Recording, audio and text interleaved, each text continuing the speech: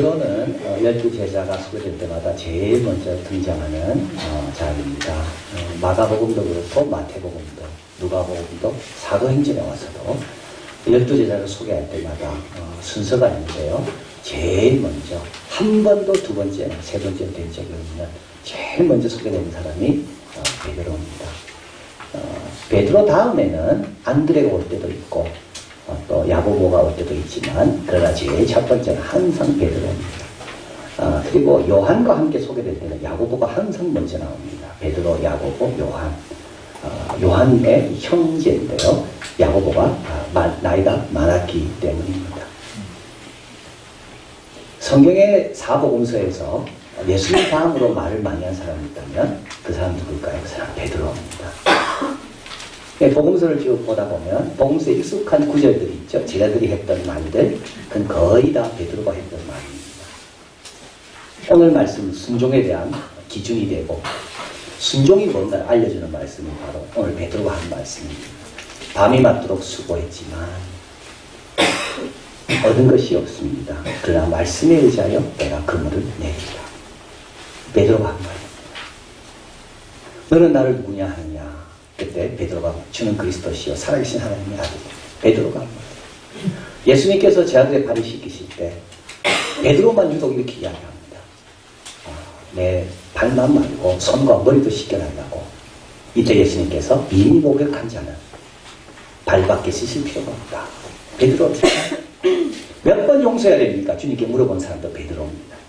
7번에 70번. 7번씩 연서해야 됩니까? 7번에 70번도 용서해야 됩니다. 베드로입니다. 변화산에서 예수님께서 모세와 엘리야와 이야기할 때 그때도 그 대화한 사람이 누구냐면 베드로입니다. 여기 초막새에서 찍고. 베드로는 어떻게 보면 제자들의 대변인입니다. 제자들이 궁금했던 것을 앞장서서 이야기해줬던 사람. 또 제자들이 답해야 될 것을 먼저 답해준 사람. 그러면서 제자들 가운데는 제일 지도적 위치에 있었던 사람이 베드로입니다. 그러다 보니까 정답을 말할 때도 있지만 오답을 말할 때도 있는 거예요. 말을 많이 하면 사람이 실수할 수가 있거든요. 그래서 베드로는 최고의 칭찬. 바요나 시몬아 네가 복이 있다. 이것을 알게 한 것은 혈육이 아니요 하나님이다. 이런 칭찬도 받고 최고의 책망. 사단아 내 뒤로 물러가라. 네가 사람의 일을 생각하고 하나님의 일을 생각하지 않구나. 이게 베드로입니다. 바다 위를 걸어본 적도 베드로는 있습니다. 그러나 빠져가지고 책망받은 적도 있는데 그게 바로 베드로입니다. 부르심과 택하심을 굳게 하라. 이 말은 누구의 말일까요? 이것이 베드로의 말입니다. 베드로 후서는 베드로가 죽기 직전에 유언 형식으로 쓴 것이 베드로 후서입니다. 거기서 베드로는 자기 일생을 쭉 요약 정리해보면서 내가 어떻게 이 자리까지 왔는가. 부르심과 택하심을 굳게 하면 되는구나. 우리는 그동안 부르심과 택하심을 굳게 하라. 아브라함 순종하여 갈 바를 알지 못하여 갔고, 모세 보이지 않는 하나님을 보는 것처럼 하여 참았고, 사무엘 여호와의 언약궤 곁에 늘 머물면서 하나님의 부르심을 받은 사람. 이제 오늘은 마지막 이 말씀을 한 부르심과 택하심을 굳게 하라는 베드로. 어떻게 부름받았는가 살펴보려고 합니다. 베드로는 택함 받아 구원받았습니다. 택함 받아 부름받았습니다. 오늘 본문에 보면 우리가 옹이한다 되어 있어서 예수님 주위에 사람이 많았습니다. 예수님 주위에 사람이 없어서 우리를 택한 게 아닙니다. 예수님 주위에 사람 많았지만 그 중에 한 사람을 택했어요. 그게 베드로고 그게 우리입니다. 2배가 있으면 예수님이 보셨다고 했습니다. 근데 그 중에 누구의 배가 올라탑니까? 베드로의 배가 올라탑니다.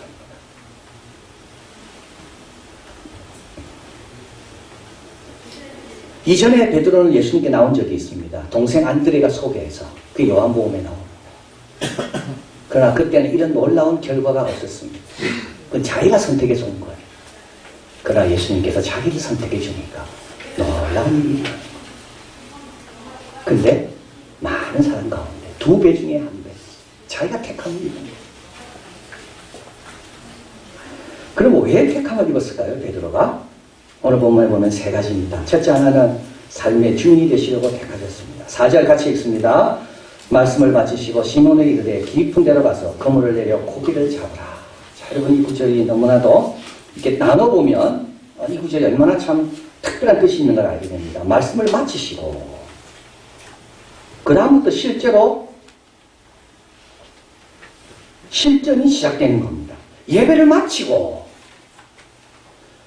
말씀 들을 때는 다 행할 것 같지요. 말씀 들을 때는 다 순종할 것 같지요. 말씀 들을 때는 다 아내가 헌신할 것 같습니다. 근데 주님은 그때 말하는 게 아닙니다. 말씀을 다 끝나고 그 다음에 어떻게 해요? 깊은 데를 가서 그물을 내려라. 이제 비로소 시작되는 건 언제냐 하면 말씀 들은 그 다음입니다.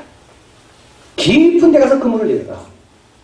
이거는 베드로의 삶에 아주 이거는 깊게 개입하시는 겁니다. 베드로는 이 문제는요, 이거는 자기가 전문가입니다. 우리 예수님은 목수였잖아요.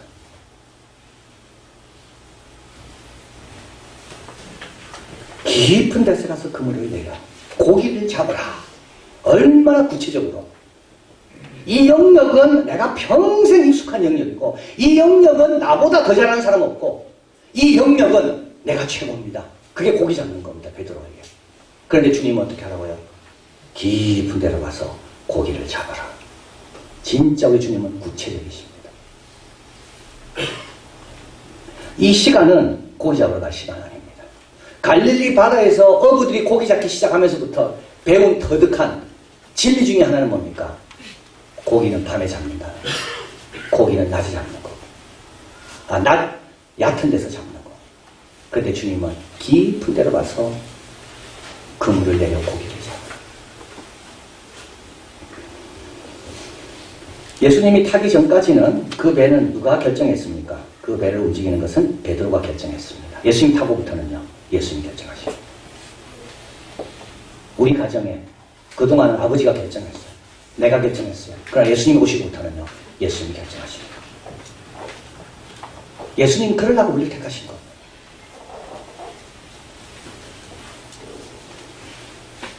오절 읽어봅니다. 시몬이 대답하여 가로되 선생이여 우리들이 밤이 맞도록 수고했을 때 얻은 것이 없지만은 말씀에 의지하여 내가 그물을 내리라 하고. 자, 여기서 그물을 내린다는 말은 이건 베드로 영역을 이야기하는 겁니다. 이건 예배 영역이 아닙니다. 기도 영역이 아니고요. 그뿐만 아니라 이거는 내가 잘하고 있는 그 영역에 주님께서 지시하시는 겁니다.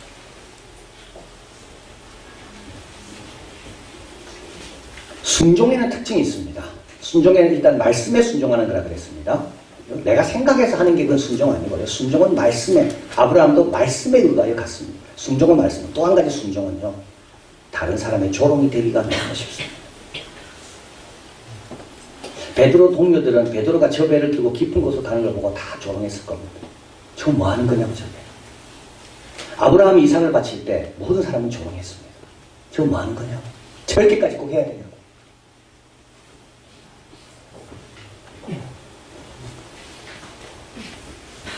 고기는 힘이 많이 잡혔고 그물이 찢어질 정도고 2배나 채우게 되었습니다. 153마리라는 것은 이때를 말하는 게 아닙니다. 그거는 요한복음 이야기고 여기는 153마리 갖고는 2배가 잠길 정도까지 안 돼요. 그보다 훨씬 많은 거예요. F.B. 마이어는 순종을 가리켜 거대한 유산을 상속으로 받는 것이라고 했습니다. 거대한 유산을 상속으로 받는 길은 딱 한 가지, 순종하는 것이죠. 아브라함의 복을 내가 상속받고 싶습니까? 순종해야 돼요. 모세의 복을 내가 순종해야 돼요. 거대한 영적 유산을 상속받는 유일한 방법 하나가 있는데 그건 순종입니다.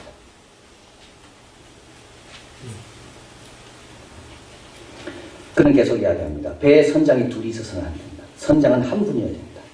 그분을 선장으로 모신 여러분, 노지 않는 일에만 몰두해라.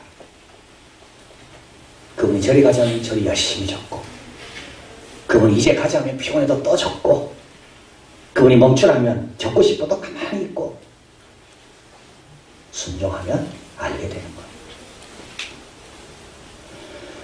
거예요. 기억하셔야 됩니다. 우리가 저와 여러분이 꼭 기억할 것은 예수님이 왜 나한테 들어오셨을까? 왜 예수님이 나를 영접하라 하셨을까? 그것은 내 삶의 주인이 되시려고, 내 삶의 종이 되는 게 아닙니다. 내 삶의 주권자가 되시려고.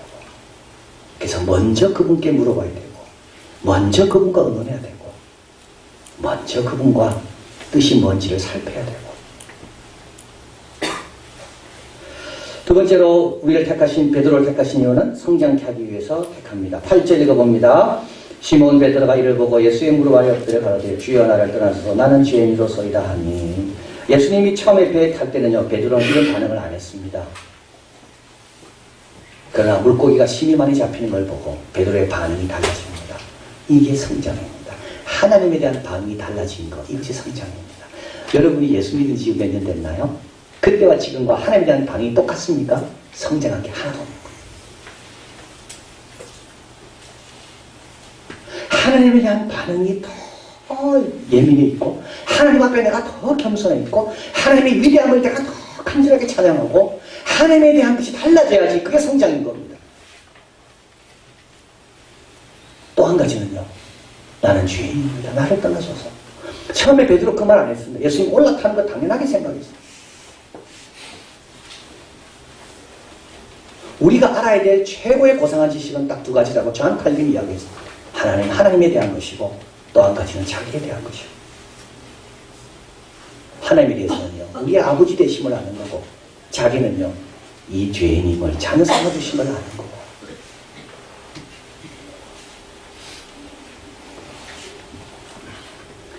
하나님을 부르는 친구가 예수님을 부르는 친구가 달라집니다. 처음에는 선생이요. 그 다음에 주여. 반응도 다릅니다. 처음에는 일어나지 않았습니다. 지금은요. 무릎 꿇습니다. 욥기 42장 5절 6절 내가 죽게 대하여 귀로 듣기만 해서 이제는 눈으로 죽을 배우 그러므로 내가 스스로 하나고 티끌과 제 가운데 배경 욥의 성장입니다.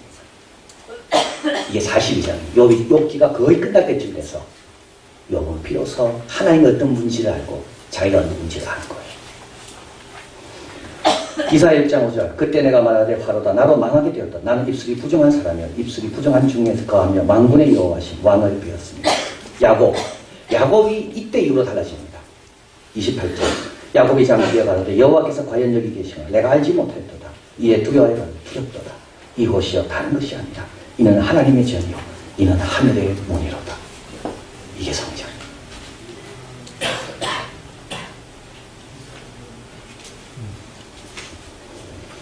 우리 주님은 베드로를 통해서 성장을 위해서 다음을 셋을 주셨다고 말씀. 첫째 성경입니다. 베드로전서 2장에서 같이 읽습니다. 갓난아이들 같이 순전하고 신령한 짓을 사모하라. 이는 그로 말미암아 너희로 구원에 이르도록 자라게 하려 합니다. 말씀을 대한다고 자라는 게 아니고요. 순전하게 사모함으로 대할 때 자란다고 되어 있습니다.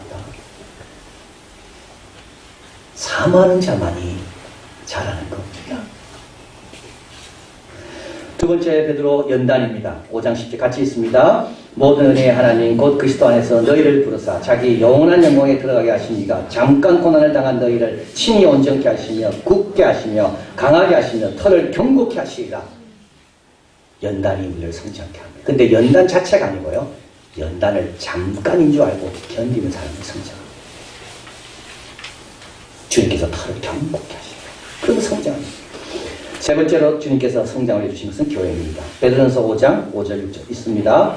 젊은 자들아 이와 같이 장로들에게 순복하고 다 서로 겸손으로 허리를 동이라. 하나님이 교만한 자를 대적하시되 겸손한 자들에게 은혜를 주시니라. 그러므로 하나님이 능하신 손 안에서 겸손하라. 때가 되면 너희를 높이시리라. 이게 성장인 겁니다. 높아지는 게 높아지는 게 아닙니다. 우리가 생각하는 큰 직분을 받고 그런 높아짐이 아니라요.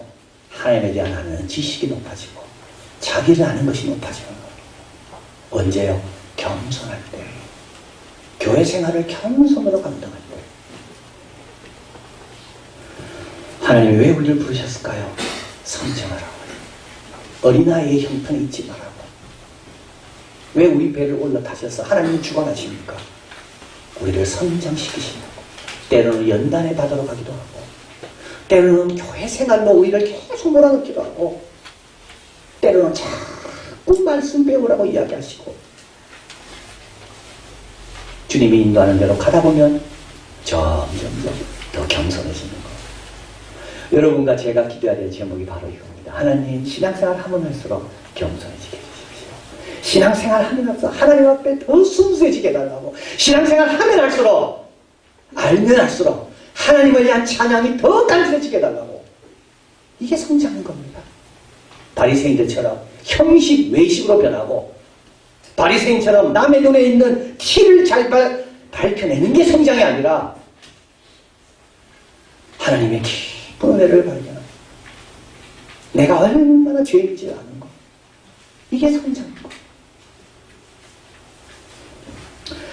자, 이렇게 성장하면 어떻게 될까요? 사명을 감당할 수가 있습니다. 10절 무서워 말라 이제부터 내가 사람을 취하리라. 마가복음 1장 17절 내가 너희로 사랑하는 어부가 되게 하리라 하십니다. 사람을 취한다는 말은요, 여러분 사람만큼 힘든 게 없습니다. 일은 차라리 쉽습니다. 대부분 직장생활하다 떠나는 건 일이 어려워서가 아니라 사람 때문에 떠납니다. 사람처럼 힘들게 할 게 없습니다. 사람처럼 어려운 것도 없습니다.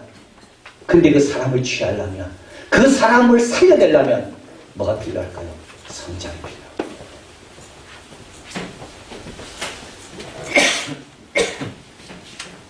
그래서 주님께서 우리를 택하셔서 인도하시고 성장케 하셔서 사명을 맡기시는 겁니다. 모세는 태어났을 때 그 준수함을 보고 부모가 숨겨 키웠습니다. 아무리 준수해도 모세가 성장할 때까지 하나님 쓸 수가 없습니다. 베드로, 야고보, 요한 주님께서 처음부터 사용하지 않습니다. 3년 동안 훈련 잘 시킨 다음에 사용하십니다. 그런데 베드로의 부르시면 특이한 점이 있습니다. 이거는 두 번째 부르심, 두 번 부르신다는 겁니다. 이렇게 부름받았지만 베드로는 넘어집니다. 예수님을 부인합니다. 어느 정도 부인하는가 하면 마가복음 14장 66절 70절에 나와 있습니다. 베드로가 뜰 아래 있더니 대제사장 비자 하나가 와서 베드로의 불점을 보고 주목하여라. 너도 나사렛 예수와 함께 있었도다. 베드로가 부인하여 나는 네가 말하는 것이 무엇인지 알지 못하고 깨닫지도 못하겠노라. 비자가 그를 보고 또 두 번째입니다. 곁에 있는 자들에게 이 사람은 그다음이라 하되 또 부인합니다. 조금 후 곁에 있는 사람들이 다시 베드로에게 말하되 너는 갈릴리 사람이니 참으로 그당이다. 베드로의 발음이 갈릴리 발음이었거든. 그래서 너도 그당, 참으로 그 사람입니다. 그당이다. 베드로가 뭐라 말합니까? 읽어봅니다. 베드로가 저주하며 맹세하되 나는 너희 말하는 이 사람을 알지 못하느라 하니 답이 곧 두 번째 베드로. 근데 놀라운 것은 예수님께서 그 배에 내리지 않는 겁니다.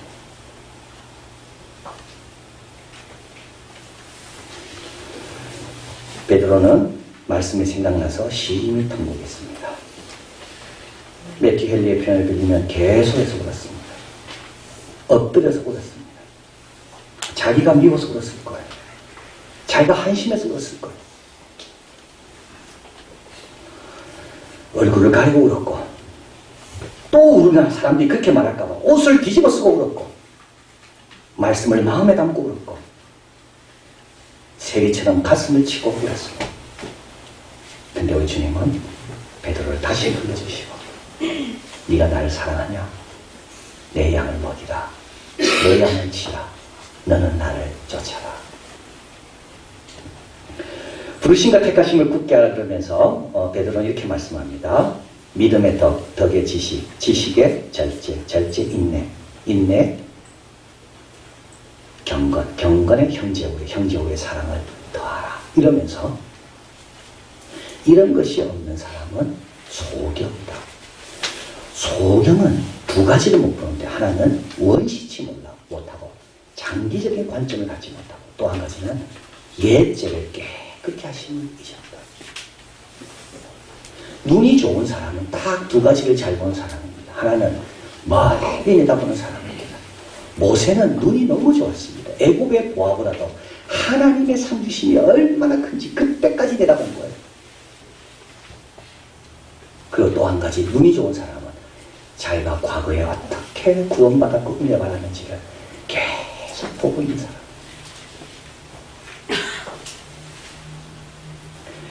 왜 믿음의 덕, 덕의 지식, 지식의 절제, 절제, 인내 이걸 자꾸 더 할까요? 하나는 장기적으로 바라봤거든요. 또 한 가지는요. 나 같은 자를 또 불러주신 주님의 은혜, 내가 어떤 자였는지를 늘 기억하고 있었기 때문에 원시, 멀리 바라보고 과거를 바라보고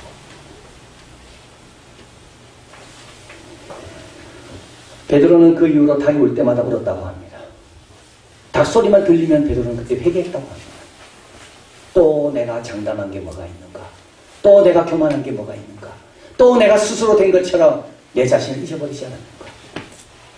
사도행전에 의하면 베드로는 그때부터 달라집니다.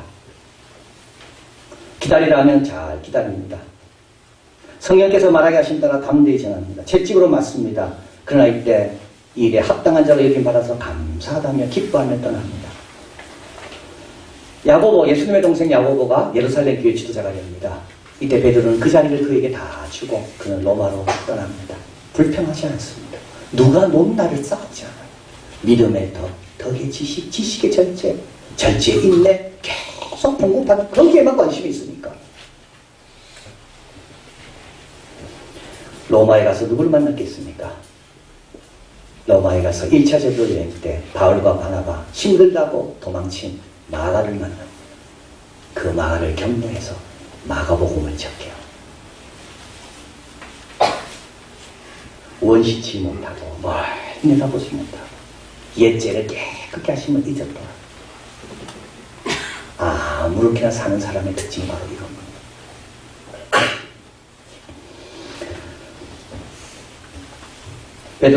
베드로전서 2장 9절에 말합니다. 같이 읽습니다. 너희는 택하신 족속이요 왕같은 제사장이요 거룩한 나라요 그의 소유된 백성이니 이는 너를 어두운 데서 불러내어 그의 기이한 빛에 들어가게 하신 자의 아름다운 덕을 선전하게 하려 하십니다. 우리가 어디 들어와 있습니까? 기이한 빛에 들어와 있습니다. 이 빛은 어떤 빛이냐 하면요, 아무리 어두워도 이 빛을 막을 수가 없습니다. 감옥에 가도 이 빛을 비칩니다. 사자굴에 들어가도 이 빛을 비칩니다. 대초에 하나님이 빛이 있으라 하심에 빛이 있었거든요. 빛을 창조하신 분의 빛입니다. 우리는 그 기이한 빛에 들어와 있는 것. 오늘도 그 빛이 우리를 향해 비추고 있지. 어두운 데서 불러내요. 기이한 빛에 들어가고. 베드로후서 2장 3절 있습니다. 그의 신기한 능력으로 생명과 경건에 속한 모든 것을 우리에게 주셨으니 이는 자기의 영광과 덕으로서 우리를 부르신 자를 알므로 말미암으리라. 우리를 부르신 우리 아버지를 생각하며 예수님은 생명과 경건, 우리에게 필요한 건 다 이 두 가지 아니겠습니까? 뭐가 필요합니까 우리에게? 생명과 경건, 영생을 주신 이 영생이 막 자라나고 풍성해지기 위한 생명에 대한 것, 또 한 가지는 주님을 잘 섬기는 경건에 대한 것. 이거를 우리에게 주셨다고 과거형으로 되어 있는 거예요. 왜냐하면 우리를 불러내신 그 아버지를 다 알기 때문에. 우리가 할 일은 뭘까요? 죄사함 받았음을 기억하고 멀리 내다보고 그분의 인도 말씀에 겸손히 따르고 연단 교회 생활 신실하게 바르게 정직하게 하는 겁니다. 형식적으로.